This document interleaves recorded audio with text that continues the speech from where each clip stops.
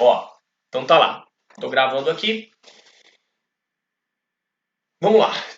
Bicarbonato de sódio sólido NaHCO3 é um sal com grande quantidade de aplicações, podendo ser utilizado como antiácido, fermento, componente do extintor de incêndio. E aí ele fala lá, sua decomposição térmica pode ser representada pela equação 2NaHCO3, Na2CO3 mais 2CO2, mais CO2 e água. Bom, determine quantos mols de bicarbonato de sódio devem ser decompostos para produzir 20 mols de CO2. Então tá, vem comigo aqui, ó. Página 44, exercício 1. Ó, a primeira coisa que você vai fazer no seu exercício é colocar a reação devidamente balanceada. Então você vai lá, ó.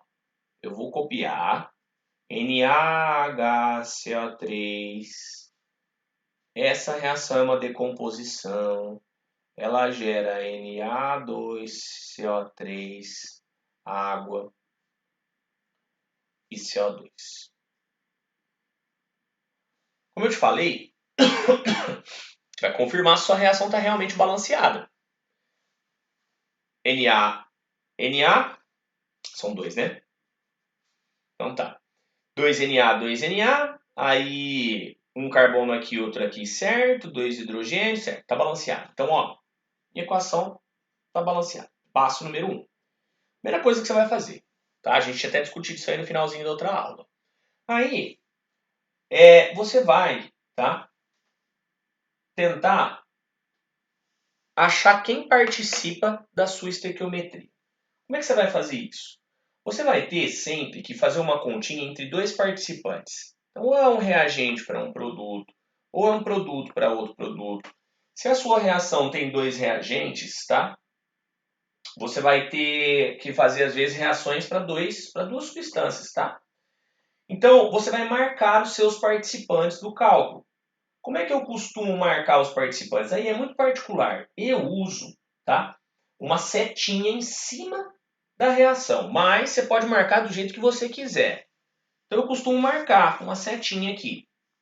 Quem está participando da minha conta? Aí que eu vou ter que ter muita atenção na leitura do meu enunciado. Por quê? Eu tenho, tá? Que ler de novo para ver qual deles que vai participar da minha conta. NaHCO3. Determine quantos mols de bicarbonato. Opa, bicarbonato participa. Setinha em cima dele. Tem gente que grifa, tem gente que circula, aí é muito particular, tá? E aí ele quer saber 20 mols de CO2. Tá aqui. Beleza. Então, estes dois são os participantes. Eu tinha dito no final da outra aula que é bom você fazer sempre a interpretação deles em mol. 2 mols formam 1 mol. Por quê? Era a partir desse 1 mol que você ia fazer as conversões que você precisa. Bom, tá lá. Ele me deu, ou ele me perguntou no caso, quantos mols de bicarbonato. Só que eu tenho que deixar em mol.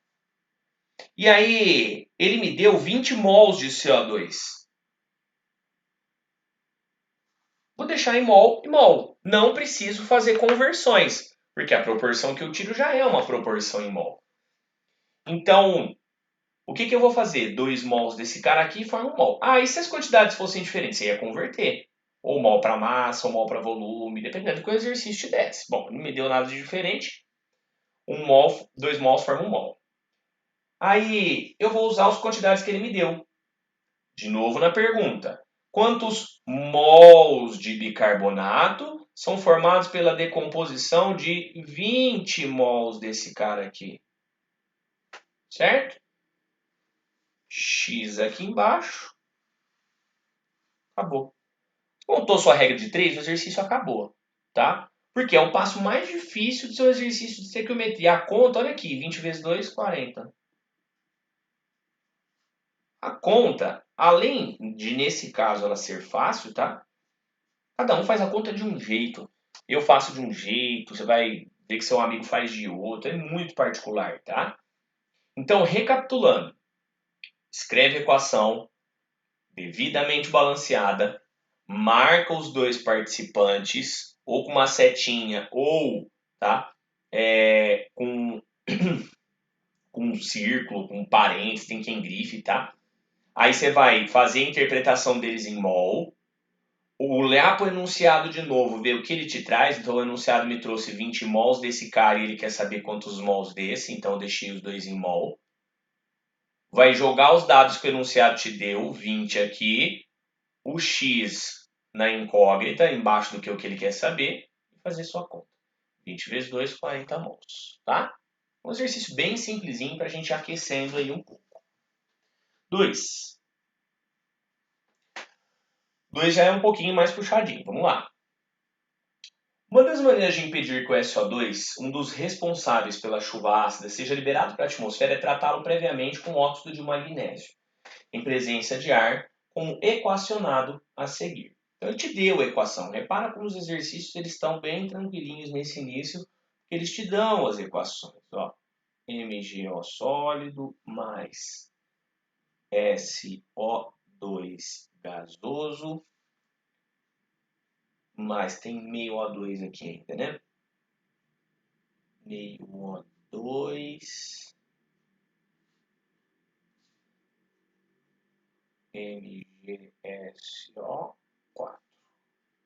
Isso aqui é um sólido. Ó, então, ele te deu a equação lá, vamos só ler o exercício juntos, né? Então, boas maneiras de impedir que a chuva ácida, tá. O que acontece aqui, ó? Ele te faz uma pergunta. Você tem que estar atento a essa pergunta. Equação escrita, sua equação tem que estar balanceada. Você está vendo que ela está balanceada porque, ó, um Mg, um Mg, um S, um S, um oxigênio aqui, com mais 2 aqui, 3, com mais meio vezes 2, 1, 4. Balanceado, tá? Aí, quantas toneladas de óxido, quem é o óxido, MgO, são consumidas no tratamento de 9,6 vezes 10 a terceira toneladas. Então, quem participa? O MgO e o SO2. Ó, vem aqui. Marcando os participantes MgO e SO2. Beleza. Marquei os dois. Faço a interpretação deles em mol. Se a equação está balanceada, é 1 mol para 1 mol. Beleza. Aí, ele me deu, tá? Ele me fez algumas perguntas. Vamos lá. Quantas toneladas do óxido? Toneladas é massa, não é? Então, aqui eu preciso deixar em massa. São consumidas no tratamento de 9,6 vezes 10 a terceira toneladas. Toneladas é massa de novo, não é? Beleza. Então eu preciso passar esse 1 mol e esse 1 mol para massa e massa. Como que eu faço isso? Com as massas molares que ele me deu lá no final. MgO, 40 gramas para cada mol. Enquanto o SO2 ele é 64 gramas para cada mol. Certo? Beleza. Então, ó, escrevi a equação devidamente balanceada, marquei os participantes com a setinha vermelha. Aí, agora eu vou converter com essas massas molares essa proporção. 1 mol disso pesa 40 gramas.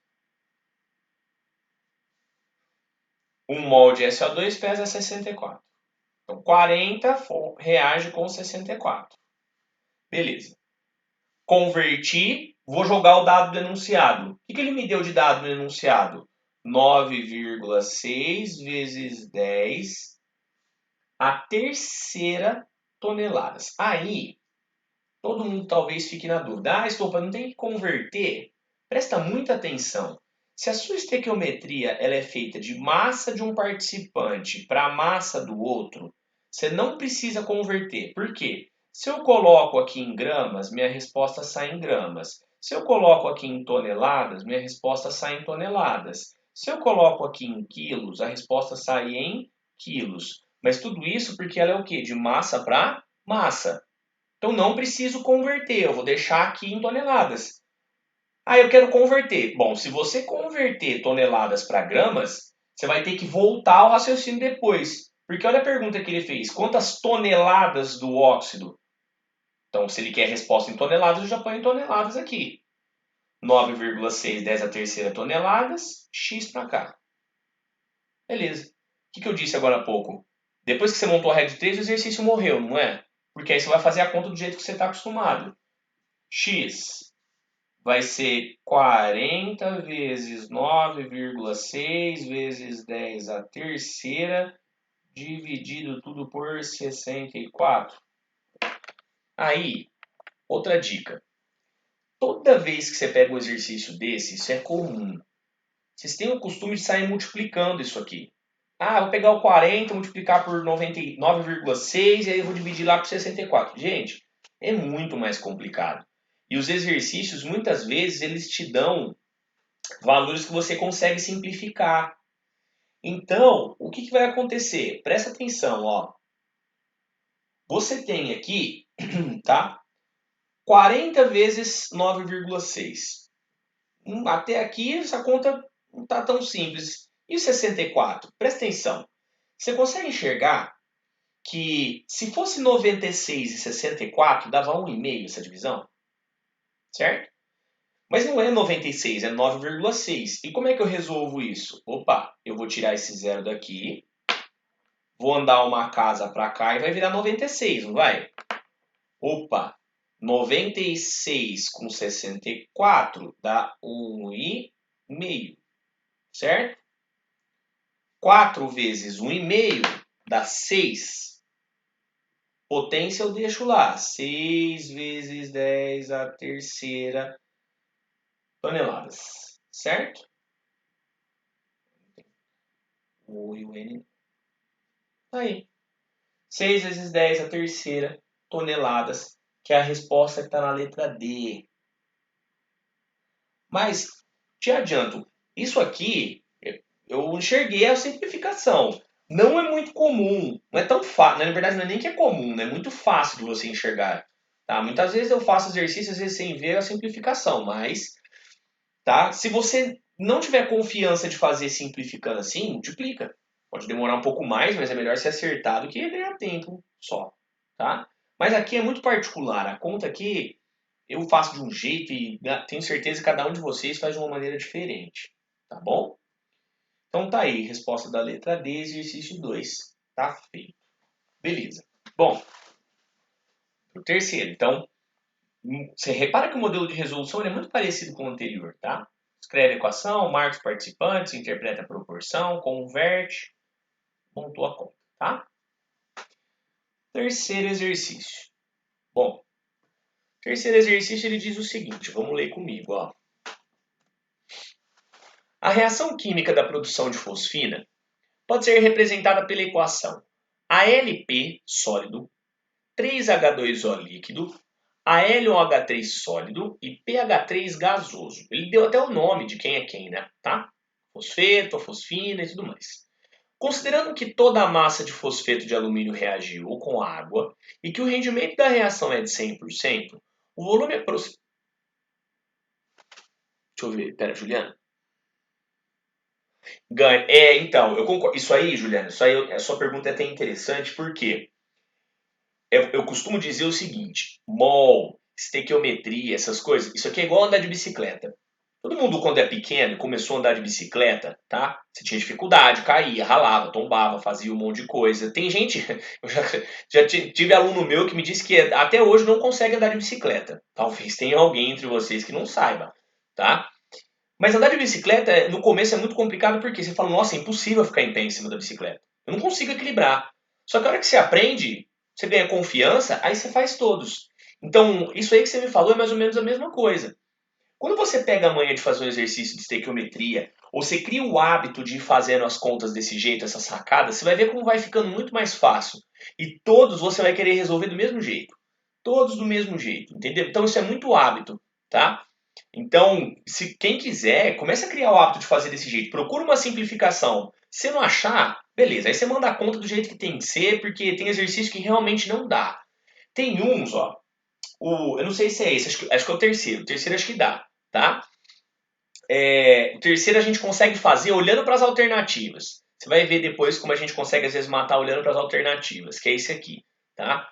Então, dá pra gente tentar usar os artifícios, mas é bom, tá? Porque a gente ganha muito tempo. Isso que você falou, o tempo às vezes faz muita diferença, tá? Mas é questão de hábito. Cria o hábito de fazer isso aí que vocês conseguem, tá bom? Olha lá. Então, voltando à leitura, a reação química da produção de fosfina pode ser representada pela equação. Me deu a equação.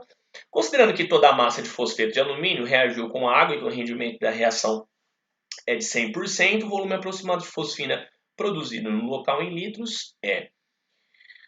Presta atenção. Esse exercício aqui, está faltando um dado. Você percebeu que está faltando um dado nesse exercício? Ele me deu a equação e olha o que ele falou aqui. Considerando que toda a massa de fosfeto de alumínio... Que massa? Não tem massa no enunciado. Olha lá.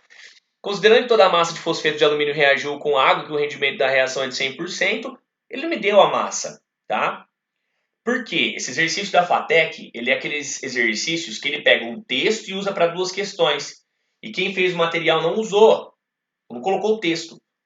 Então, a quantidade que ele está se referindo aí é uma quantidade que vale 3 toneladas, tá? Então, na hora de resolver aqui eu vou colocar, mas está faltando esse dado. Quem vai fazer ele no caderno aí pode pôr. É 3 toneladas de fosfeto que tem que reagir. Fechou? Então, vem cá, ó. O fosfeto de alumínio, AlP, ele reage com a água, com 3H2O. Então, ó, escrevendo a equação devidamente balanceada. Aí você tem AlOH3 mais pH3. Bom, ele me deu até os estados físicos lá, mas apesar disso não ser tão relevante, vamos ver se a equação está balanceada. Um alumínio, um alumínio. Um fósforo, um fósforo. 3 vezes 2, 6. Tem 3 aqui, mais 3 aqui. Bom, está balanceada. Fechou. Equação devidamente balanceada. Leitura. A massa que estava faltando lá, que ele tinha medido, tá? Ele quer saber o volume de fosfina. A massa que ele me deu lá é uma massa de 3 toneladas de AlP, que eu falei que é a massa que está faltando, tá? 3 toneladas de fosfeto de alumínio. Bom, o que ele me perguntou? Volta no enunciado. Considerando que toda a massa de fosfeto participa, reagiu com a água e que o rendimento da reação é 100%, o volume aproximado de fosfina. Quem é a fosfina? Esse aqui. Beleza, achei meus dois participantes, proporção entre eles em mol. 1 mol para 1 mol. Beleza. E aí? Essa massa, 3 vezes 10, 3 toneladas, certo? 3 toneladas é massa, então eu preciso colocar esse cara aqui em massa. Olha o que ele me perguntou do outro. Qual é o volume aproximado? Volume eu preciso. Beleza. Esse 1 mol eu preciso passar para massa. Me ajuda. AlP 27 mais 31. 58 gramas por mol. Tá. 27 mais 31, 58. Bom, então isso aqui dá 58. Passei para a massa. Então, converti esse 1 mol com o que o enunciado me deu. 58 gramas, aí ó, presta atenção. Muita gente vem aqui, volume, é CNTP. Não, não é CNTP. Olha o volume que ele te deu lá no final. O volume é de 30 litros, não é? Ele não diz que condição que é, então não posso considerar que é CNTP. Então esse 1 mol aqui, ele corresponde a 30 litros, tá? 58 gramas forma 30 litros. Mas quanto que ele quer fazer a combustão? De 3 toneladas. Opa! Massa de um lado, volume do outro. Quando é massa a massa, eu posso deixar. Quando é massa a volume, eu tenho que converter. Isso aqui dá 3 vezes 10 a sexta gramas. Certo? Então, 3 vezes 10 a sexta gramas. X. Aí acabou, né? Aí você vai ter que fazer sua continha. E aí, a montagem da regra de 3 já foi, que é o mais importante. Beleza? Então vamos lá, ó. Vou fazer meu x aqui embaixo. X. 3 vezes 10 a sexta vezes 30 dividido por 58. Então tá, ó. 3 vezes 30 dá 90.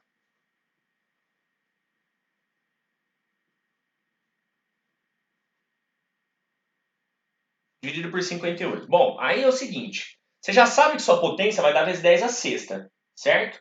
Então eu já excluo a letra A, olha lá. Quando for teste, você pode olhar nas alternativas. Tem que dar vezes 10 a sexta. Então eu vou tirar o A, certo?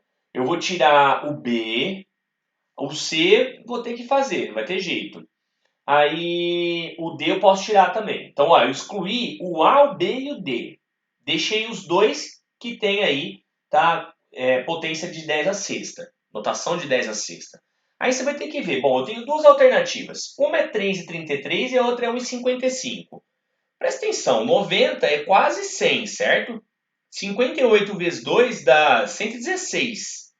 Isso aqui, tá? Não é 2, é menos que 2. Concorda? Se é menos que 2, só pode ser quanto? 1,55. Precisei nem fazer a conta aqui, nem abrir a continha lá para fazer. 1,55 vezes, vezes 10 a sexta, aí é litros de fosfina. Então, repara, ó, montou a equaçãozinha correta, olha para as alternativas. Que às vezes as alternativas elas te dizem qual que é o valor da conta, beleza? Então, 1,55 e é vezes 10 a sexta. E com isso a gente encerra essa nossa parte de estequiometria. Então, recapitulando, escreve a equação balanceada, marca os participantes com uma setinha, vê o que o exercício te traz, faz as conversões, então, para massa, para volume, para mol, ou para número de moléculas, a gente não fez nenhuma, mas para número de moléculas pode ser. Aí você converte com o que o exercício te deu, coloca os dados, coloca o X na incógnita certa e desenvolve sua continha da maneira que você está mais acostumado, tá? Vou sim, Raí. Os próximos módulos são módulos de casos de estequiometria. Então a gente vai ver pureza, rendimento, excesso, limitante. Tem tudo isso para frente. Isso é módulo 8, 9, tudo dessa mesma frente. Tá bom, Raí? Mas nós vamos ver isso aí. Fechou, gente? Preciso saber se vocês têm alguma dúvida. Por quê? Ah, porque tem que converter para gramas, né? Tem que converter toneladas para gramas, Márcio. Eu só não converto quando é massa para massa, mas essa minha estequiometria ficou de massa para volume, tá? Deu letra E. E, né? Isso. Entendeu, Márcio?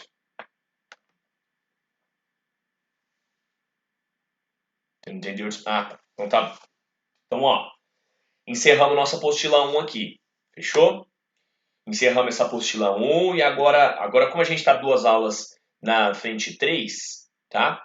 Eu vou voltar para a frente 2. Frente 2, a última aula nossa tinha sido de tabela periódica, lembra? Nós vamos dar continuidade nisso agora. Fechou? Trocando de frente, então, eu vou para frente 2. Estou na apostila... frente 2. Frente 2, eu estou na apostila 2, no módulo 7, tá bom?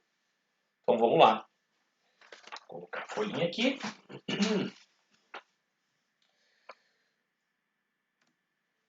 Então, ó. Módulo 07. Frente 2. Propriedades periódicas.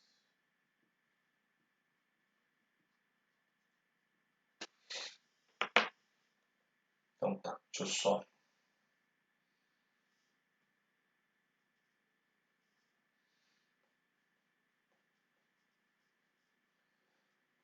Então tá, ó. Nossa última aula a gente tinha visto aqui propriedades periódicas e a gente tinha falado propriedades periódicas, a gente tinha falado de tabela periódica e propriedades periódicas, tá?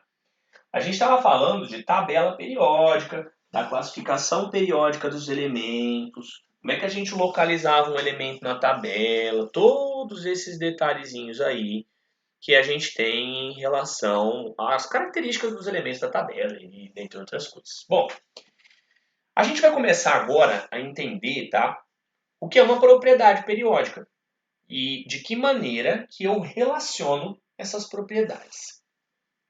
Vamos definir primeiro o que é uma propriedade periódica.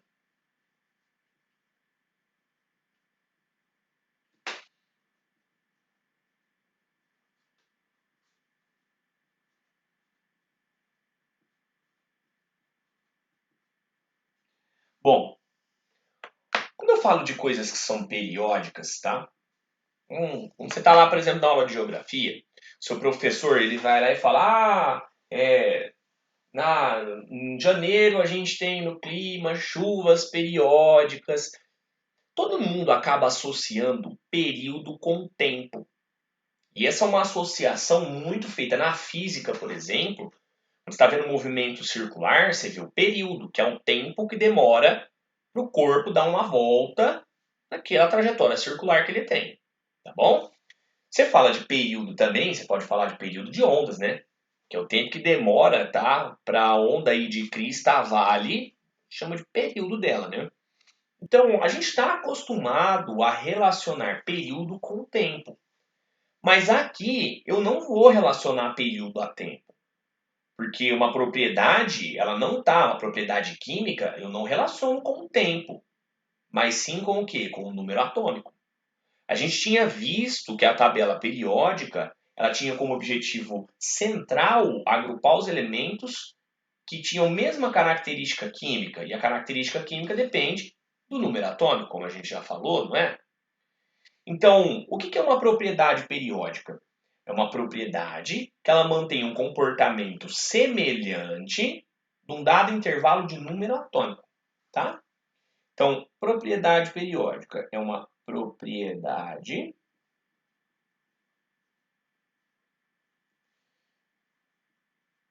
que mantém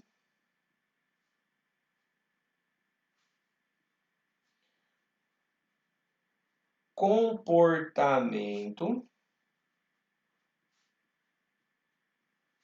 semelhante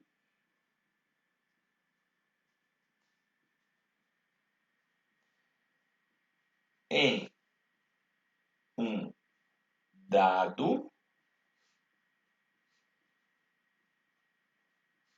intervalo de número atômico, de Z, certo?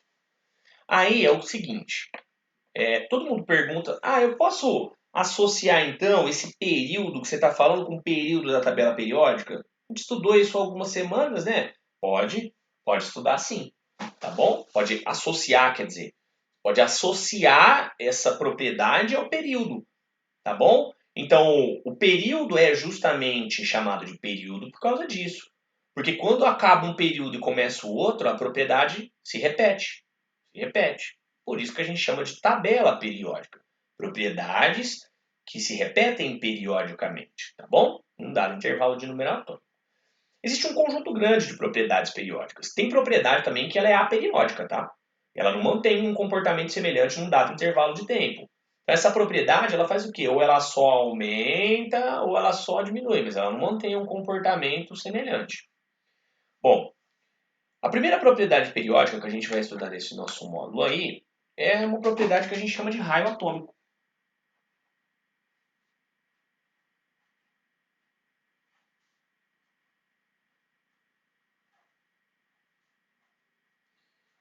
Bom, obviamente, se eu vou falar de raio atômico, é porque eu estou considerando que o meu átomo ele é circular. Mas o átomo não é plano, ele é esférico. Então, ele é uma bolinha. Então, eu vou tentar desenhar uma bolinha, uma esferazinha aqui. Não vai ficar muito bom, não. Ficou legal. Ó, então, eu vou imaginar o seguinte. Que o raio, tá? Ele vai ser o quê? Bom, o átomo ele tem ele é uma esferazinha, aí ele tem um núcleo, certo? O raio desse átomo, certo? Ele vai ser a distância do centro do núcleo até o fim da eletrosfera. Isso aqui é o raio. Agora, vamos lá. O núcleo, ele tem sempre posição estática e a gente sabe que ele é sempre central. O núcleo nunca vai sair do meio, tá? Do centro do átomo. Então, o tamanho desse raio, ele vai ser determinado pelo tamanho da eletrosfera, você concorda? Se a sua eletrosfera for muito grande, sua bolinha é muito grande. Se a sua eletrosfera for menor, sua esfera é menorzinha, certo? Então, o que vai determinar o tamanho desse raio, que é o que a gente vai fazer agora, é o tamanho da eletrosfera. Então, o raio atômico, ele sempre depende de dois fatores.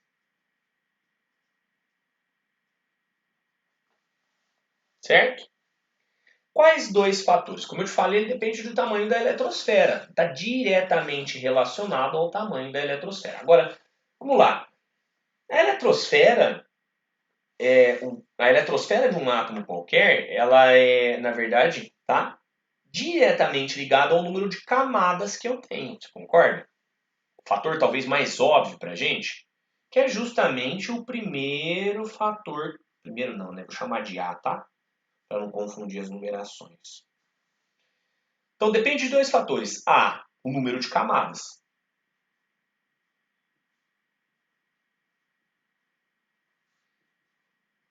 Então, todo mundo sabe fazer distribuição eletrônica, tá?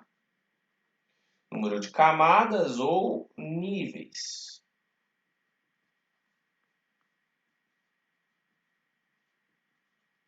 As camadas eram K, L, N, N, O, P, Q. Então vamos lá. Imagina um átomo, tá? Que ele tem 7 camadas. Se ele tem 7 camadas ocupadas, ele é uma esfera grandona. 7 camadas, está no sétimo período, certo? Agora imagine um átomo que tem duas camadas ocupadas, ó. Se ele tem duas camadas ocupadas, ó, ele vai ser uma esferazinha pequena, porque ele só tem duas camadas ocupadas no diagrama de Linus-Pauling. Então, esse é o primeiro fator que você vai olhar. Por que é o primeiro fator? Porque não tem como um átomo, tá, que tenha duas camadas ocupadas ser maior do que um átomo que tem 7 camadas ocupadas. Então, é o primeiro fator que você vai olhar para julgar o raio atômico. O raio atômico, e a maior parte dessas propriedades aqui, ela vai aparecer para você de forma comparativa. Então, compare o raio do sódio com o raio do cloro. Compare o raio do bromo com o raio do ferro. Compare o raio do oxigênio com o raio do argônio. E assim sucessivamente. Então, a maior parte dos exercícios aqui, ela toma comparações de um elemento com o outro. E a primeira coisa que você vai olhar é o número de camadas ou de níveis de energia, tá? Como o nosso tempo está acabando, tá? Tá batendo 10h42 aqui. Eu não vou começar esse raio atômico agora, porque senão nós vamos parar com certeza no meio desse primeiro tópico aqui, no meio do número da letra A. Então, eu vou encerrar por aqui para não ficar com essa parte pela metade, porque essa parte é muito enjoadinha de propriedades periódicas, tem muito detalhezinho para a gente ver, muita coisinha, e assim, ela pode ser um pouco confusa se a gente não ver uma sequência lógica de raciocínio, tá? Então, eu vou encerrar aqui esse comecinho das propriedades periódicas aqui, no número de camadas, e na semana que vem a gente continua. Podemos ficar assim então, gente? Então tá bom. Então, ó, conforme combinado, eu vou ter que dar uma ajeitadinha nos vídeos. Acho que até teve um aqui que acho que deu um probleminha na gravação que eu esqueci de pausar, de acabar a gravação. Mas eu vou terminar, vou subir eles no YouTube. As fotos eu já posto agora já. Quem já quiser ir copiando. E aí vou postar os videozinhos lá. A tarefa daquela outra aula que a gente fez lá pode fazer. E semana que vem a gente continua. Beleza, gente? Então, ó, bom resto de semana para vocês, bom descanso, bom final de semana, se cuida, aproveita e semana que vem nós estamos juntos, beleza? Obrigado pela atenção de todo mundo aí, obrigado por estarem aqui, semana que vem a gente continua, beleza? Tchau, tchau, gente. Um abraço.